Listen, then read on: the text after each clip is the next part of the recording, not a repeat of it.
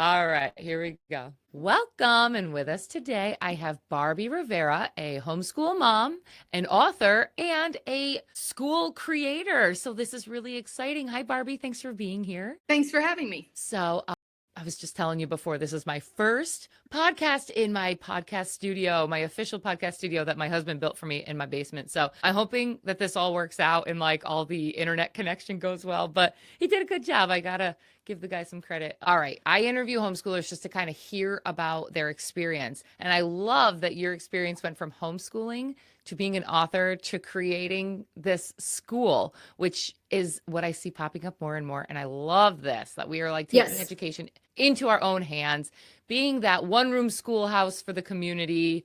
I love it. So what made you decide to homeschool in the first place? And then kind of get into how many kids you have and what ages they were when you decided. Okay, so when I decided to homeschool, I was very pregnant with my fourth child. I was 28. My oldest son was 6. So I had 6, 3, 1, and pregnant. And my oldest son, Damon, he was the first, I think he was my parents' like 20th grandchild, huge family from my side. But he was my then husband's first Cuban grandson in the family. So by the time he was 6, he was completely bilingual. He was super relaxed. Like, I credit Damon with why I had 4. I wanted 8, but he was just so easygoing. Damon, clean up your toys. Okay, Mom. Damon, it's time to go to bed. Okay, Mom. Like, never a fit, never a public tantrum, none of that.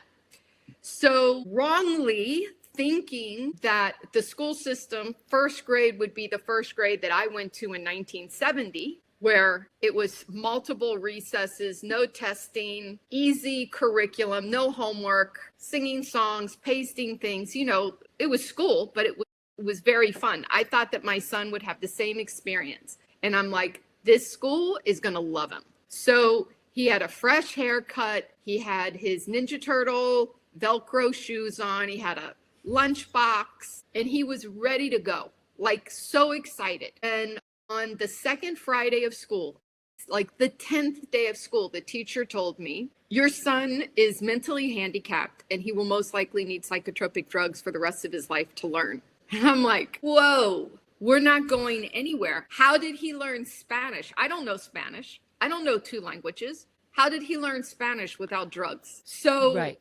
then, and on and on and on. But the pressure to have him labeled, have him first evaluated by experts, and I'm like, no expert's going to touch my son, and then labeled, and then put on medication, and then given a special program so he could learn, was immense. And I did something at the time that I will regret like I did it yesterday. I kept my son in school because I was very pregnant, due that November. I had another in diaper. I had a toddler. And I'm like, there's no way I could homeschool him. I would wreck him. Turns out leaving him in school wrecked him. At the end of first grade, my beautiful boy told me, I'm stupid. Mom, I'm stupid. And I'm like, I could still cry over that moment because I'm like, Damon, you're not stupid. But I saw him decline, and I was being the good mom. I'm a single parent. I was being the good mom, and I was helping him with his homework. Actually, I was force feeding him garbage, being the good mom. And then every minute that I spent with him, the hours of homework that a 6-year-old got, like my principal back in the 70s would have laughed in someone's face if they would have attempted to give a first grader homework. I don't think we got homework when I was growing up until 5th grade, and it was writing spelling words 5 times each. It was not any labor. It was Same with me. Yeah, it wasn't anything crazy. And it was more just so that you could hold on to a concept that you had a responsibility to do without somebody standing over you. But that was 5th grade. So here's my son is in 1st grade, expected to write book reports before he can read, given crazy math. Like, I'm like, what do we do?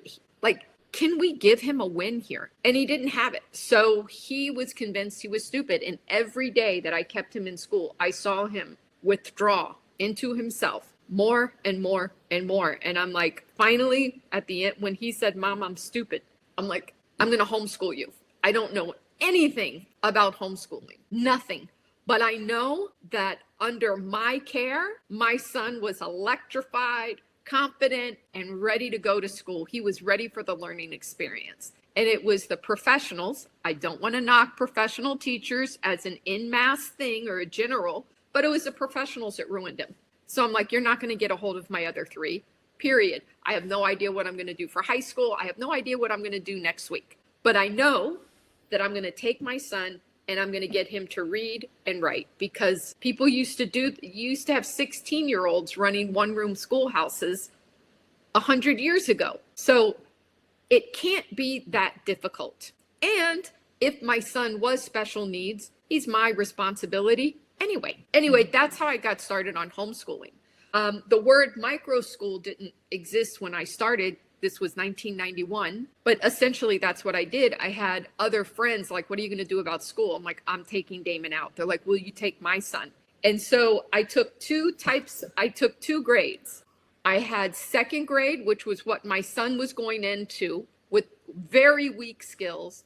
And I took kindergarten because my daughter was 4. She turned 5 in January, but she was 4. And my daughter was like 4 going on 25. And, you know, she loved coloring. She would practice play school with her dolls and stuff like this. So she was really ready. So I only took second graders and kindergartners, even though I had friends. My son's in the 5th grade. Could you please take him? I'm like, nope, I'm going to do second grade and kindergarten. I'm going to figure it out because I don't know what I'm doing, but this is the path I'm going to take. And that's how I started. That's amazing that other people were like, back in the 90s especially, we have more trust in you than we do in the school system in the 90s too, you know? Wow. So from there, how did it go? My parents freaked out. They were like, they're going to be eating paint. I'm an artist, right? That's really what I wanted to do, was explore, expand my horizons and my techniques as an artist. But I find, and nowadays you can't say what I'm about to say. I found being a mother, even though single mom it had its challenges, never with the kids. It was more with finance and logistics. But being a single mom and being an educator is probably the most creative thing I could have ever done. And I still paint. Yeah. I still find time.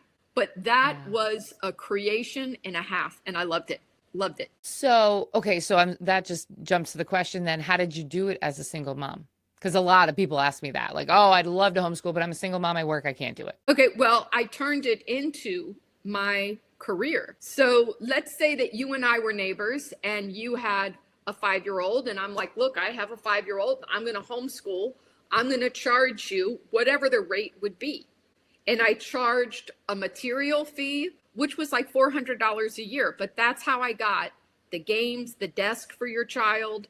I set aside money for toilet paper, you know, blah, blah, blah, blah, blah. And then I had the tuition when I started was like $400 a month, which now it's probably would be like, I think a homeschooler could charge $1,000 a month, depending on what they provided. And you get 5 or 6 of those kids and you're good. And you charge a material fee and you have the kids bring a roll of paper towels once a month, a pack of toilet paper once a month, so that you're not out any of those costs. And that's how I did it. It wasn't it's not Lamborghini money, but I'm on my own. I'm not depending on anybody else, and I'm working from home. And more importantly, I'm with my kids, and they loved it. And I'm going to tell you, having my 4 surrounded by, I think at the height before I transitioned into a private school, I had 22 kids coming to my house, and my house was peace. It was peaceful when I had more than my 4 in. My 4 really didn't get on each other's nerves and fight. But when there were other kids in the house, man, they were on their best behavior, like educationally. They wanted to show that they weren't like, they could spell also. They could read also. They could write also. It was. So what state are you in, or were you Florida. Then? I'm in Miami, Florida. Okay. So in New York, I know that there's rules around, oh, you can only have, 6 kids to 1 adult. Was that anything that you ran into? Yes and no. To be honest with you, when I first started, I probably wasn't even legal, because I think we could have 6 or 7 kids in the house, but I didn't count my 4. And then you could only homeschool your children. You couldn't homeschool others. So again, I'm telling you this, like, this is how I did it. And things have changed since then. So if I were to homeschool your child, you would withdraw your child into homeschooling, and then you would hire me. And then I would keep all the requirements. I would keep the binders. I would keep the copies, the lesson plans, the daily diary. I did all of that. And then once a year in Florida, there was like almost like a lottery system. Somebody might come to your house and look at what you're doing, which I had in my homeschooling. I think I homeschooled 10 to 12 years before I moved into the private school. I had 3 people visit me from the homeschool education board. And they were 3 teachers that quit their jobs, but they wanted to stay in education. And when they came to my house, they were like, oh my gosh, I wish you were hiring, because this is what I wanted to do. I wanted to have a classroom that I could decorate the way I wanted to. I wanted to have old school handwriting, old school math, old school grammar, just the reading, writing, and the math. And I kept copies of everything. So there was no question. Like my paperwork on it was flawless, honestly. So I could flip in a book and tell you exactly what we did January 10th at 11 o'clock or at 12 o'clock. Wow. Even if it was like we baked homemade muffins and everybody brought ingredients and that's what we did. Or for Earth Day, we adopted a whale. We fundraised and we adopted a whale, whatever it was. But the people that would come check out my homeschool, they loved it because it looked like a cute little, I converted a little room into the classroom.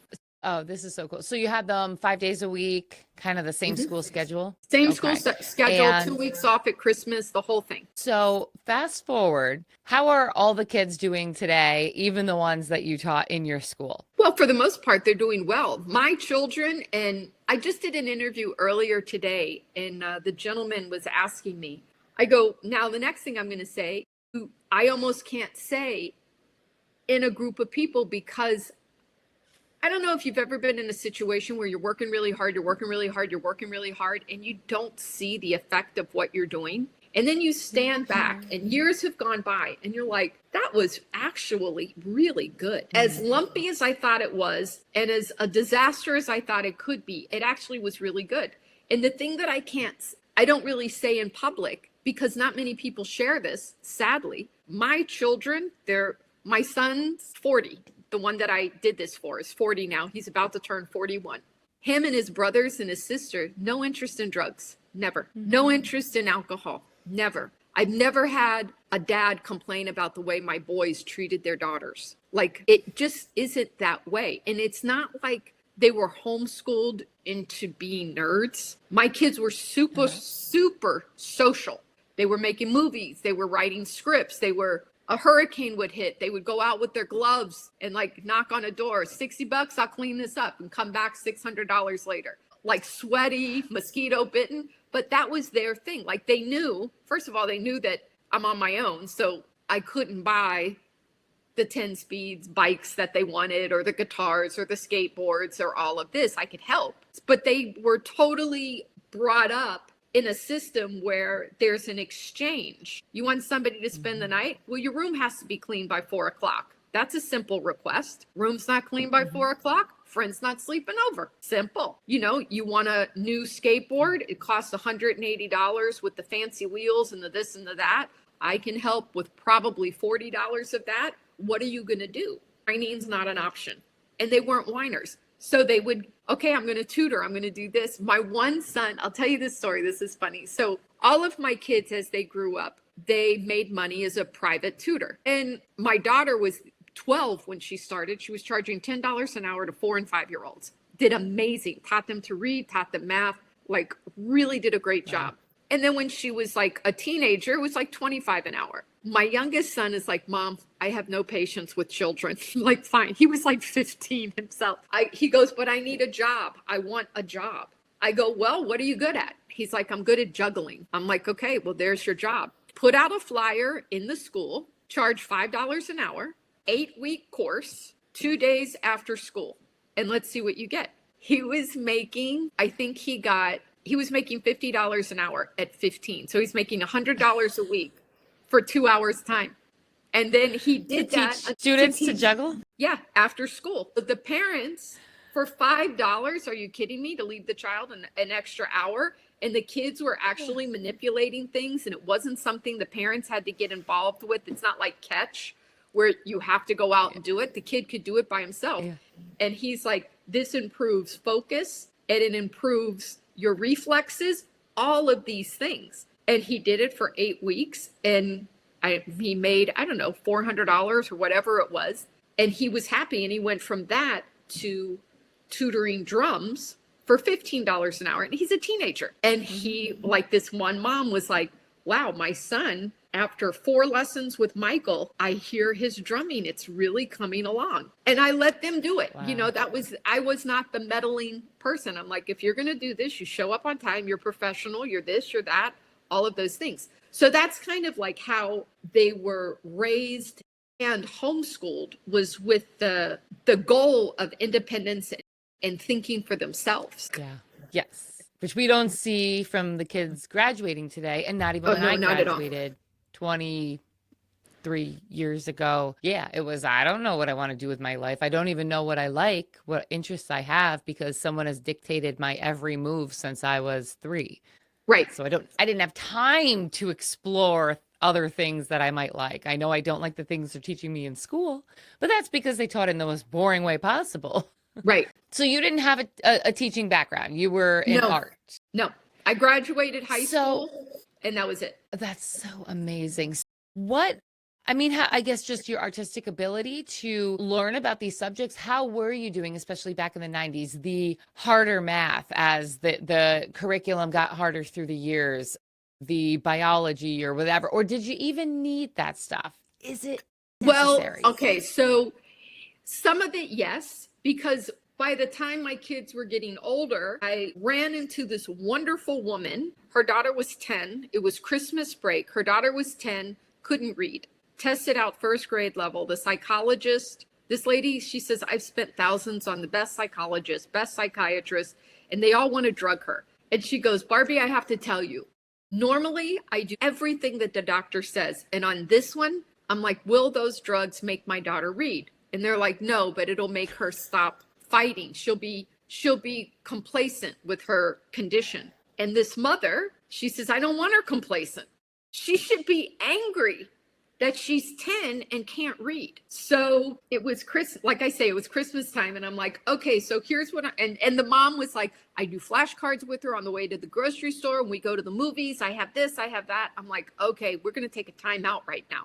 Here's what I can offer you. 1, your daughter is not doing, like, while she's 10 and they're giving her 4th grade level work, she missed something earlier. My guess is it's in kindergarten.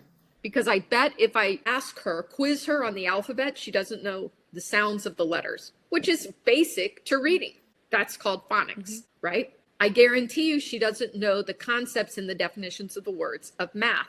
Now, my son is 17. He's going to be her teacher. And this woman's like, oh my God. I go, he's really good. He's really good. And so I had Tamara meet Damon, who had a chain around his neck, the hat on backwards. You know, he's a little kid, 15, 16, 17 years old. And he goes, yeah, I can work with Natalie.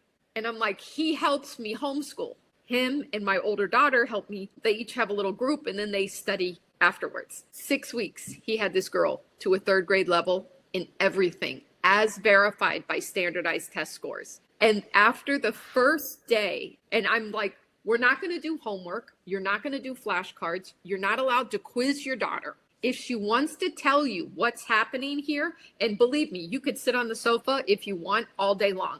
I have nothing to hide. I'm not saying it for that reason. I go, but your daughter's been overwhelmed with education and so many people coming at her. We need to let her be.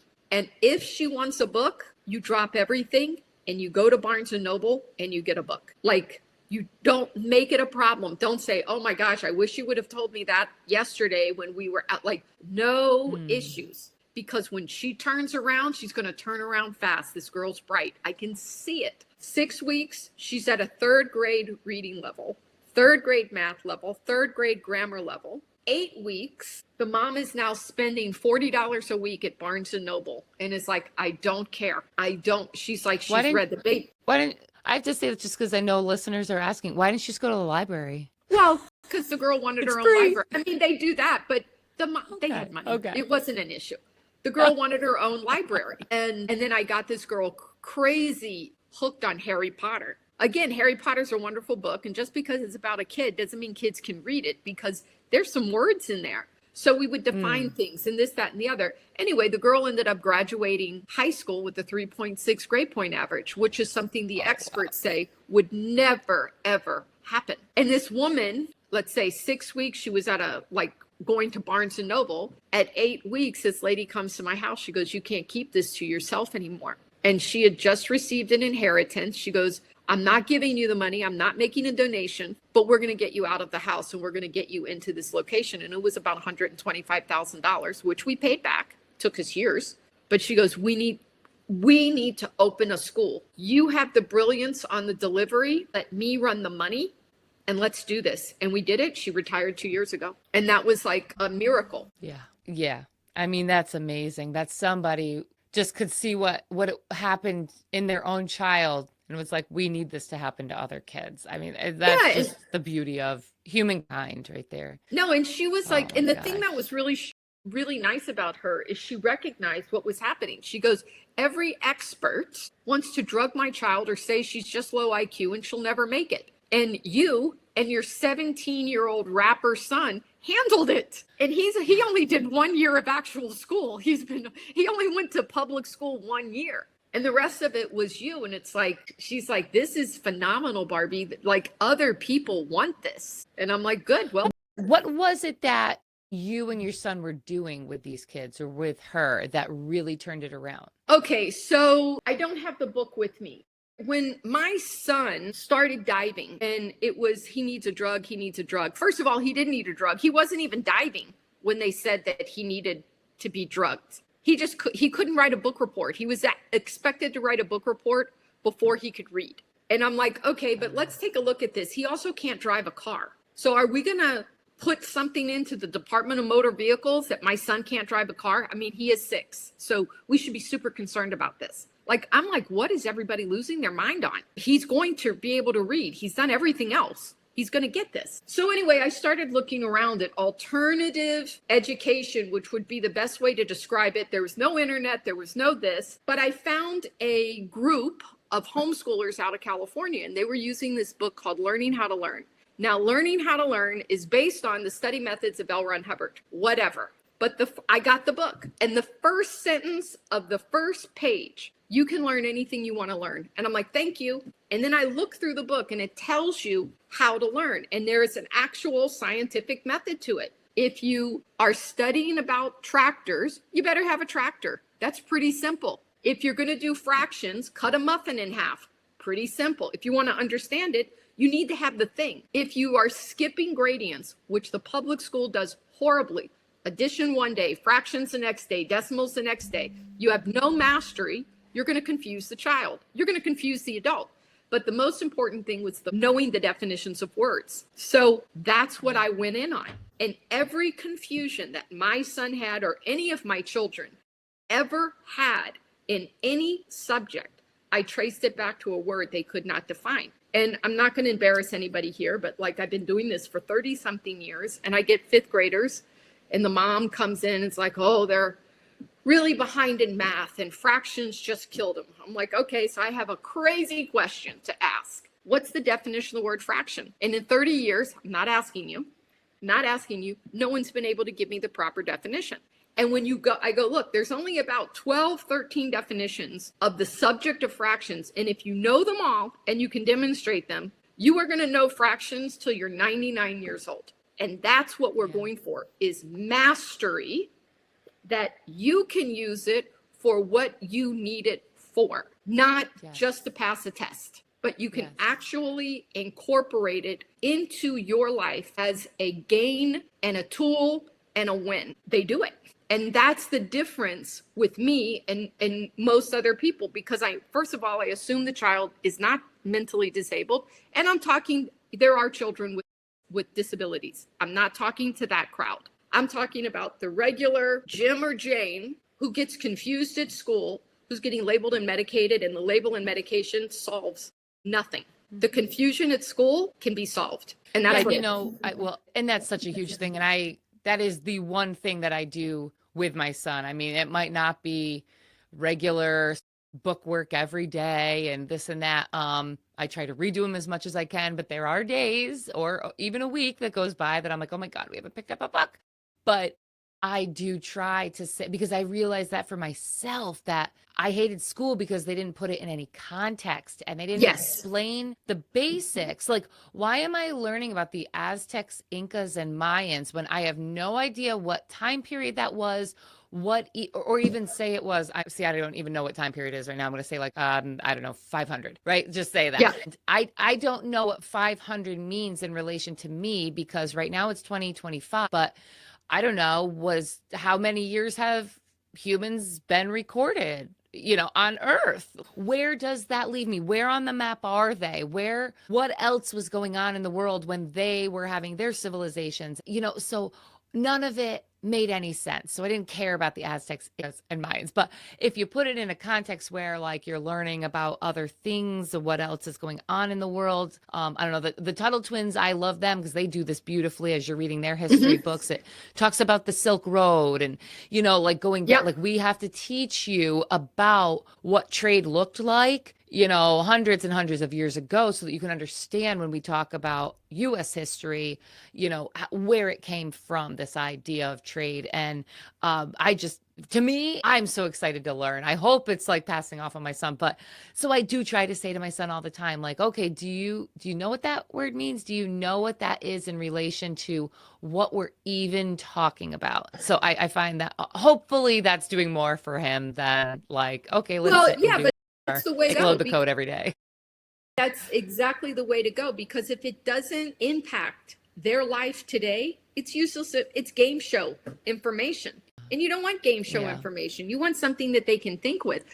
I'll tell you, like, one of the many flaws that I found in public school with my son Damon is they were trying to teach him grammar in the first grade and punctuation. I'm like, please, let's not go there. Period, question mark, that's it. Let's just keep it simple. But yet they had quotation marks, commas, semicolons. And I'm like, it's too much. Like, why aren't we teaching him about life insurance and healthcare? Like, it's too much. So with my youngest son, him and my other son, they created a homeschool newspaper with 4 boys. And the whole newspaper was making fun of my oldest son, Damon. Like, it was ridiculous. And they charged, it was like, I'll tell you, and I write about this in my book. I'm like, one of the best, they sold it for $0.25, and parents that would drop off their kids, who's not going to buy a newspaper from a group of 10-year-olds? Who's not going to do that? So their number one best-selling issue was when Michael learned how to spell the word diarrhea. The issue was coming, and they had all this like little promotion. And he would write these silly, silly, silly stories. So when he was 9, I taught him what quotation marks were, how to use quotation marks. It was the perfect time for him because he was writing. And you would have thought I gave him the best Lego set because he was like, this is going to make my story so much better. And again, they were all making fun of Damon.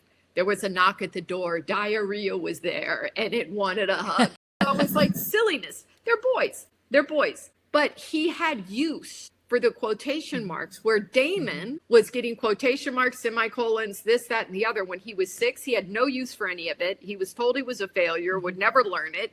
And there was no context to it. Who cares at that age? Yeah. Who cares? And you're so right. And I've realized trying to teach my son how to read, because he's 6 right now. He'll be 7 in a few days. And it's been, like I talk about on the podcast, it's been like this thing with me where I'm back and forth, like I should be doing more. But then there's also Finland, who doesn't even formally teach anything until age 7. So, let it be. It'll happen. As long as you're exposing him to the stuff, it's fine. But it's funny because I would never realize this if he were in school. But as the homeschool parent, I'm like, well, all right, so I could have him open a book, and depending on what text or what font they used in that book, is going to determine if he can read it or not. Yes. Because if they're learning it, it's going to be on this type of font the minute that they change the font. And it doesn't have to be into cursive.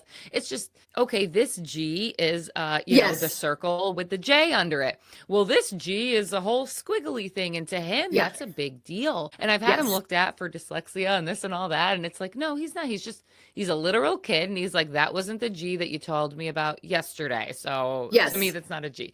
And then also going from capital to lowercase, because they might be able to, like, I noticed when he spells things out, he was doing his birthday list, he's like 3 capital letters and then a couple lowercase and a couple more capitals. And, you know, I'll get there with him. I'll try to tell him like, well, you know, we would use all lowercase in this situation, but it's fine. Do what you're comfortable with right now, as long as you're hearing it. But it's so much for them. They're not just learning how to read. They're learning when it's like capital letter to start it out, to start the word, and then switching to lowercase. So you're learning 2 alphabets essentially. And then, and it's so hard because he says to me today, the reading program was saying spell R. He goes, well, Mom, I put an R and it told me I was wrong. So this thing is not right. And I was like, did you just put the letter R? He goes, yeah. I go, well, you got to spell the word R. He's like, that makes no sense to me. So I go, well, all right, well, when you're talking about R, like, are you going to the store? You have to put A-R-E. He's like, all right, whatever. So then the next one, he goes, Mom, it's asking me to spell I. What should I put? I go, well, that's the letter I. This part, he's like, y'all are crazy. That's the problem with the program because, all right, so I'm going to jump ahead. So now I'm 61. My kids are all grown. Everybody's fantastic. I have this little private school that I really need to move into a location. Miami real estate land is way outside of my budget. However, I'm like, the kids that are coming into my school are years behind where they should be. And I'm talking, they're coming from local, the best private, local public, charter. It's all a disaster. I turned away 3 16-year-olds last summer who could not do 100 take away 71. They couldn't do that because they were given special accommodations. They were given calculators in kindergarten, so they don't have to think. The next thing that's given as a special accommodation, which my son would have had if it existed, and if I would have allowed it, I wouldn't have allowed it, is called a reading pen. And they have a fancy name for it. You can look it up, you can Google it. And it's a pen that's shaped like a cigar with an owl or a fox head. They're cute. And you put it over the text and it reads to you.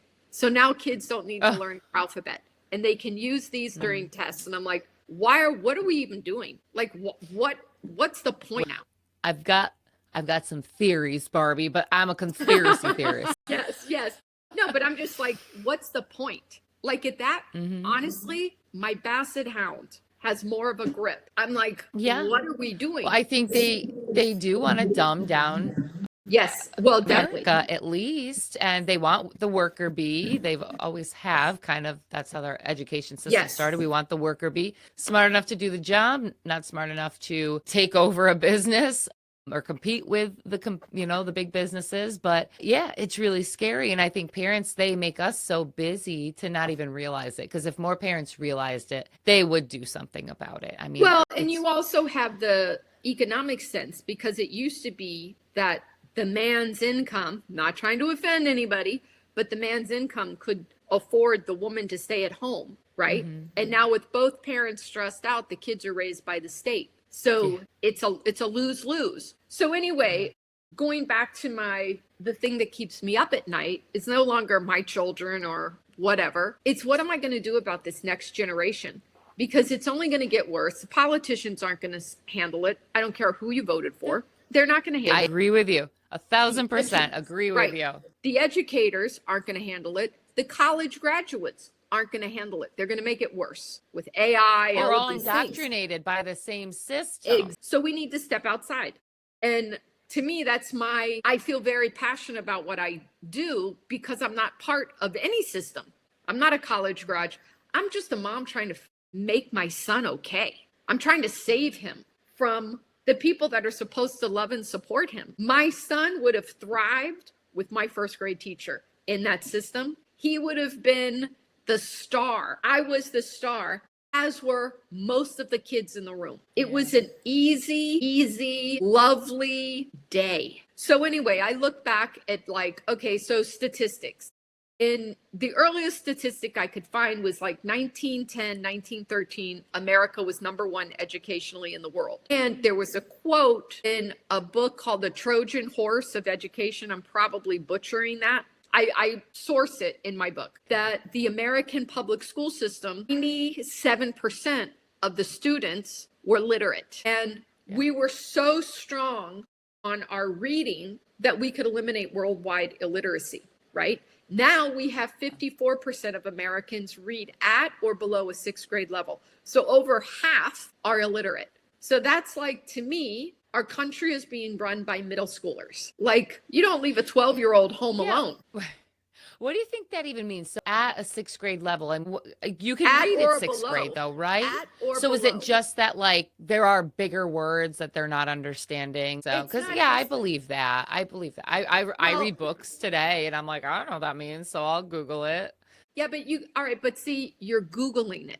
You recognize you don't know. People that are illiterate know that they're having a struggle. But with that comes that victimhood mentality of, look what you did to me. And the government's supposed to do this and the government's supposed to do that. And the police hate me. And I'm like, where is that? In any definition, you know, my son once told me, he goes, what if I get pulled over by the police? I'm like, well, don't do anything to get pulled over by the police. He goes, what if I do? I'm like, well, then act like a normal person and you treat them with respect and you're going to be fine.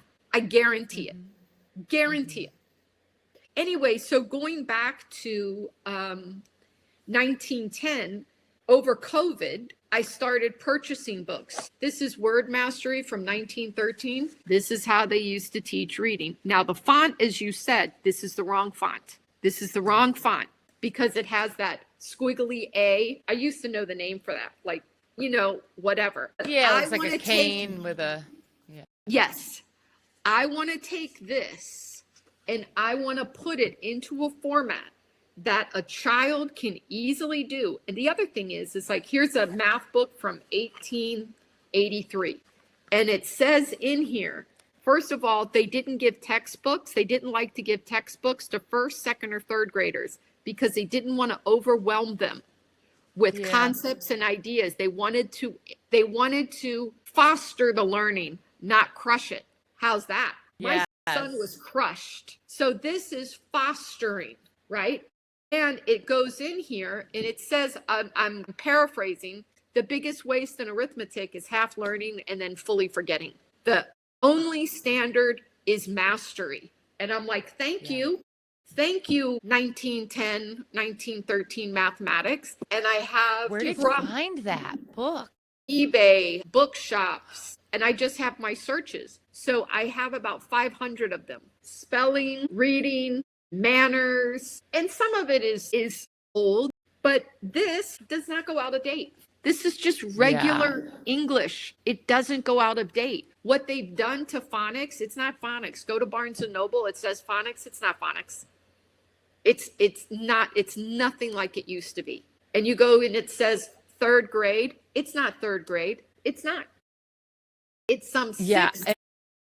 It's so elevated. And I just go ahead. I just put together an ebook too, compiling like everything I've learned over my podcast episodes so far. And I did put a graph that I made in there about education over the years and how it used to be, just to give people, because we think that it's always been in this school building, right? Like nobody ever tells you to question it. So you just do it. But you know, how it was learning in your community, always learning like what you had to do to survive. And then, you know, slowly, very slowly, you know, we went to the one-room schoolhouses in the, you know, 1800s really. And that was the community put a teacher in place, right? Like they were like, we want this person and their values teaching our kids. And it wasn't for all day. You know, it was for a few hours and there was lots of time to play. And like you said, they didn't all get school books to bring home. And then it was the Rockefellers and, you know, the, Horace Mann and John Dewey really implementing this. We could actually make some money off of this if we put our people on the school boards, invested our millions of dollars, and then churn out, you know, we say what they are actually getting taught. So we're turning out and the workers. they It's wanted crazy. workers. They didn't want thinkers. And you look So at tell me about, go ahead. yeah. Well, I was gonna say, tell me about your book, because I know that you wrote one. Is it compiling Okay. this information? Yes, it's called Enough is Enough, Exposing the Education System After Their Failed Attempt to Label and Drug My Son. The book is super simple. I love it. Yes, and it's very personal. And the reviews on Amazon, I'm 100%, because I write the way I talk. So this is not some important person's rumbling, which in fact, I'll read one thing out of the note to reader. And it says here, some of my viewpoints may be frowned upon by modern experts who spent years in universities, hold multiple certificates, and have sadly become the authorities on education, who are determining that a large population of children are unable to learn. I'm not speaking to these or any experts. I am certain that my grammar will not pass the scrutiny of an English professor. I'm telling a story, not trying to earn a PhD. Finally, I don't use big words because I don't know any. I'm sharing a story. So that's what it is. And I love it. yeah, and it talks about, that's me and my family. That's me down there. So I talk about my experiences growing up, and then what happened with Damon. I show photographs, like there's one here, if I can find it real quick.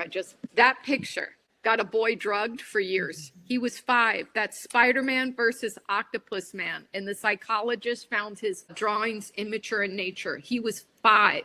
So I write about it. I change names and all of this, but I'm like, I'm not shocked that a 5-year-old draws that way. I'm shocked that a person with a PhD thinks that a 5-year-old shouldn't draw that way. I'm like, that's ridiculous. Well, the people in the drug industry are influencing what the doctors are learning. Oh, they're in bed together. They're in bed together. Yes. So anyway, that's what this is. And it's 3 parts. The first part is introducing me, and we're a baseball family. There's my mom.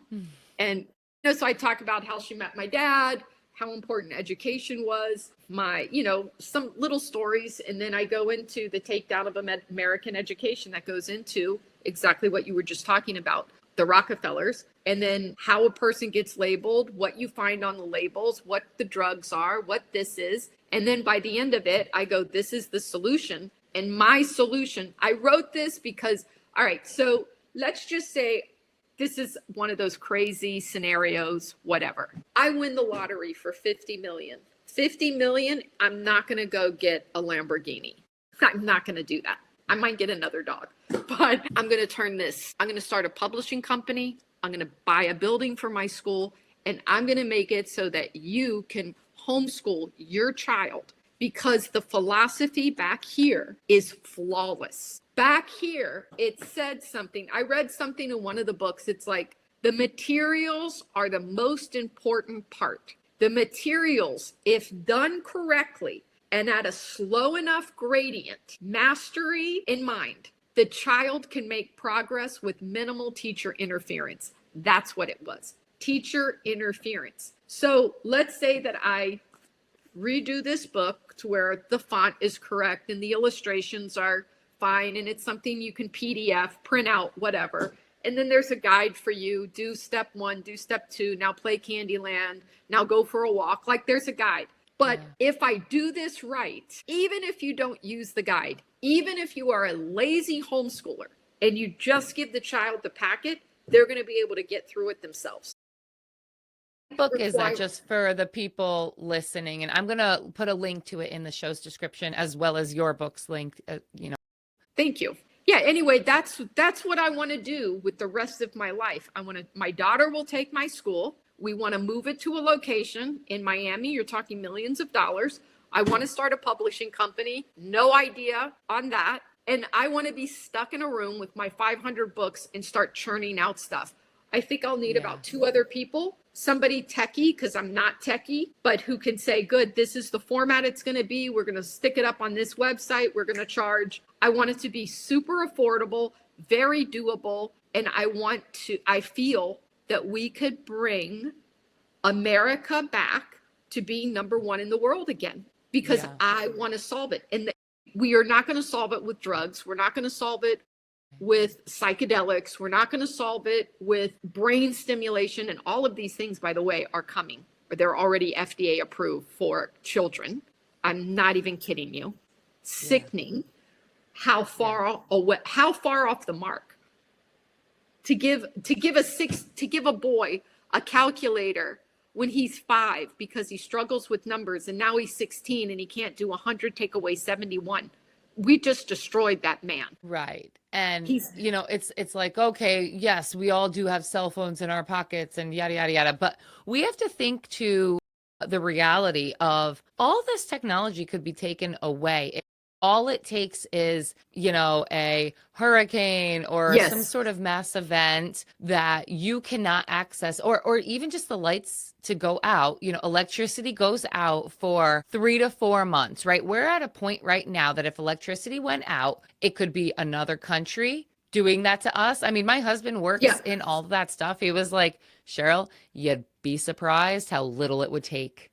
They could knock out all of the power in, the greater New York region with one button. And it's scary, so you never know what could happen, whether it be a mass, like a natural disaster or unnatural disaster that our government wants to put on us, or just from another country. Something could happen where we don't have access. So think about it. Now we have our grocery stores. You can't even open the doors without like a magnetic strip and, that stuff. Yeah. It's not a key anymore, right? You can't even use the registers without electricity because nobody has cash on them anymore. Right. All of that is electronic. So how are you're not getting anything because all of it's going to be broken and looted anyways. So we've got to prepare ourselves for it. Even if it's not in our lifetime, we owe it to our kids to teach them the basics, how to find food, water, shelter, protect themselves, and the basics of math and stuff like that, which is shelter. Because you need to know some math if you're going to build yourself a shelter. It just goes back to the basics. We don't know what our kids and their kids and their kids are going to need in the future. And we're pretty stupid if we don't think anyone will need it ever again. Right. And if we're so dependent on electronics, we're lost as humanity because somebody has to think. And that, again, when I go back to these old books, even the word problems make sense. And of course, James got a brand new metal car toy for 2 cents. I'm like, all right, that doesn't exist anymore. But there's ways around that. You can say Mr. Mouse bought a blueberry for 2 cents. Like you can adjust it so you keep it in the range of money that they're trying to teach. But the bottom line is we need to be able to think and we need to have judgment. And, it's like I'm anti-public school. Never once have I thought to burn a building down. Never once. And we're in society now. Like, oh, I'm so mad. I'm going to go light a bridge on fire. Like, what is that? Where does that even make sense? A Tesla car. I don't care who you voted for. You can't do that. The world's gone crazy for sure. I mean, I think it's always been crazy because I was reading a book to my son yesterday called The Buffalo Are Back. And it's talking all about how the Native Americans lived on this land prior to the settlers coming in, and they lived with the buffalo. They would burn the forests, but that actually helped everything, got rid of the dead trees. It made the soil better. And then the buffalo roaming, 75 million buffalo would roam on North American soil. And it was good for the soil because their hooves would put, little holes into the soil. The rainwater would go down, nourish it. It was their manure. Everything worked in like the symbiotic system. And then the settlers come in and they, obviously did what they did to the Native Americans and they tried to starve them. And one of the ways would be to just shoot the buffalo or run them off of cliffs. So there's a children's book, awful. But it's like stuck with me. They would run, it said that the government would tell people to run the herds of buffalo off the cliffs just to starve the Indians. And then obviously all of the terrible impacts that had on the future because now the soil was going bad and this and that. But I sat there and I thought, are we supposed to think that government is somehow now like a government of fairy princes and princesses? Exactly. Like they're all just wonderful people now that did something that horrible. Come on. Right. Like it's always been, they've always been corrupt. Well, yes. And I think you're going to have that anywhere. Like there's not one profession where there's not the evil part of it. Teachers abusing children. I'm unfair because I'm like, if you don't use a turn signal, I think you should do hard time. I'm not fair that way. and I'm joking, but yeah, You recognize it.